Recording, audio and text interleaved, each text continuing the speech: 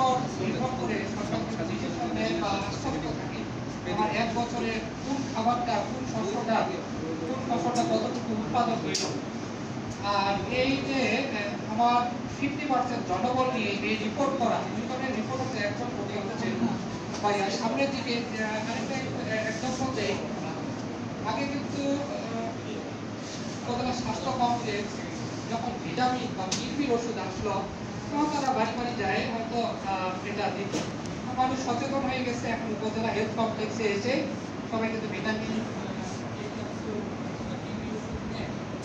তারা যেখানে ক্যাম্পেইন করে। আমাদের যেহেতু জনগণ সংকট, এটা আমাদের সবসময় থাকবে না, সরকার এবং সামনের দিনে আরো হবে।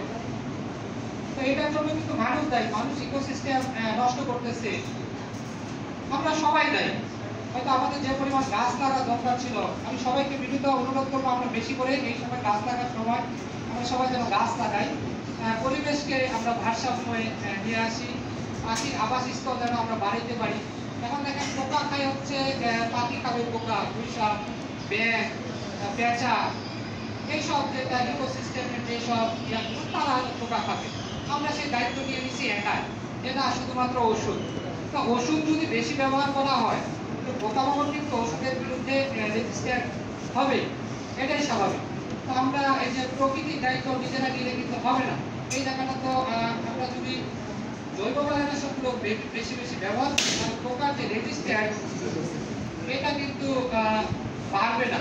জৈব কীটনাশকের এটা একটা অন্যতম দিক। আমি সবাইকে অনুরোধ জানাবো বেশি বেশি করে জৈব, এখন জৈব নিয়ে অনেকে ভুল থাকতে পারে, জৈব হয়তো কাজ করে না।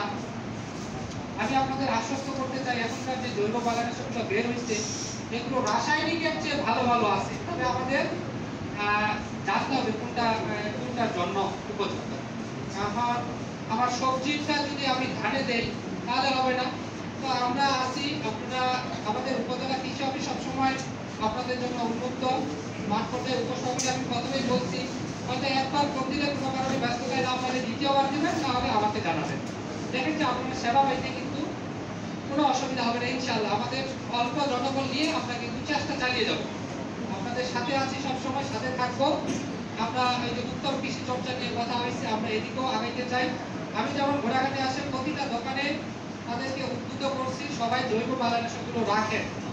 তো এটা শুরু হয়েছে, সামনের দিনে আরো হয়তো আপনাদের হাত ধরে এটা আরো সফলতার মুখ দেখবে। তো আমি মনে করি যে না, আজকের অনুষ্ঠানটা সব থেকে সফল, কারণ এখানে নেগেটিভ দিকগুলো আপনারা বলার চেষ্টা করছেন, আমরা ক্লারিফাই করার চেষ্টা করছি। সব মিলে আপনারা যারা নেগেটিভ বলছেন তাদেরকেও আমরা ধন্যবাদ জানাই, যারা পজিটিভ বলছেন। তবে আমাদের ডেভেলপমেন্ট অব্যাহত থাকবে, আপনারা দোয়া করবেন, সহযোগিতা করবেন। আমরা আপনাদেরকে সকলকে নিয়ে আমরা আমাদের ডেভেলপমেন্ট চালিয়ে যাব ইনশাআল্লাহ। আমরা কৃষিতে আরো সফল হবো ইনশাআল্লাহ।